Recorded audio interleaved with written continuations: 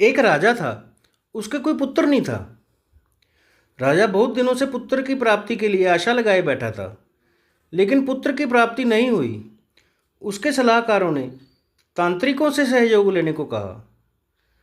तांत्रिकों की तरफ से राजा को सुझाव मिला कि यदि किसी बच्चे की बलि दे दी जाए तो राजा को पुत्र की प्राप्ति हो सकती है।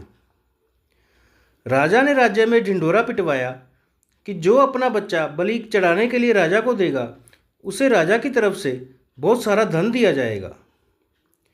एक परिवार में 4 बच्चे थे। गरीबी भी बहुत थी। एक ऐसा बच्चा भी था जो ईश्वर पर आस्था रखता था तथा संतों के सत्संग में अधिक समय देता था।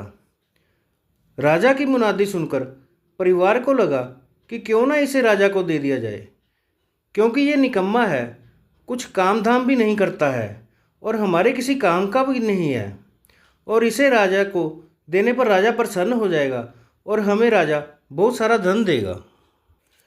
ऐसा ही किया गया। बच्चा राजा को दे दिया गया।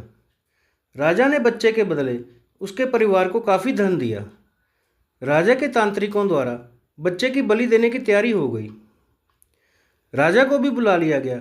बच्चे से पूछा गया कि तुम्हारी आखिरी इच्छा क्या है। ये बात राजा ने भी बच्चे से पूछी और तांत्रिकों ने भी पूछी। बच्चे ने कहा, मेरे लिए रेत मंगा दी जाए। राजा ने कहा, बच्चे की इच्छा पूरी की जाए, अतः रेत मंगाया जाए। बच्चे ने रेत के 4 ढेर बनाए। एक एक करके बच्चे ने 3 रेत के ढेरों को तोड़ दिया और चौथे के सामने हाथ जोड़कर बैठ गया और उसने राजा से कहा, अब जो करना है आप लोग कर लो।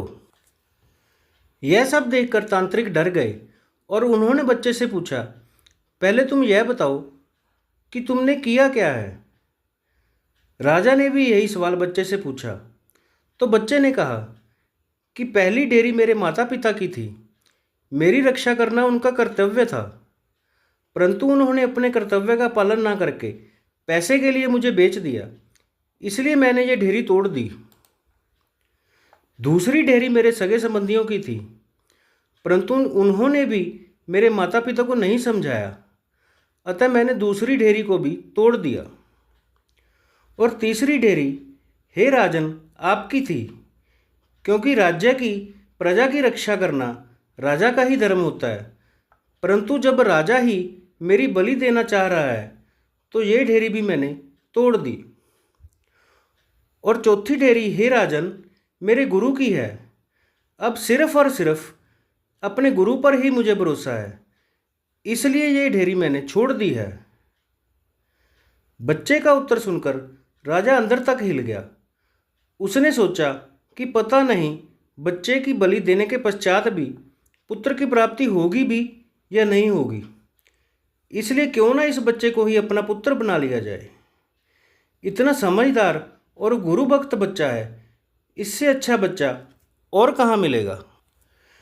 काफ़ी सोच विचार के बाद राजा ने उस बच्चे को अपना पुत्र बना लिया और राजकुमार घोषित कर दिया।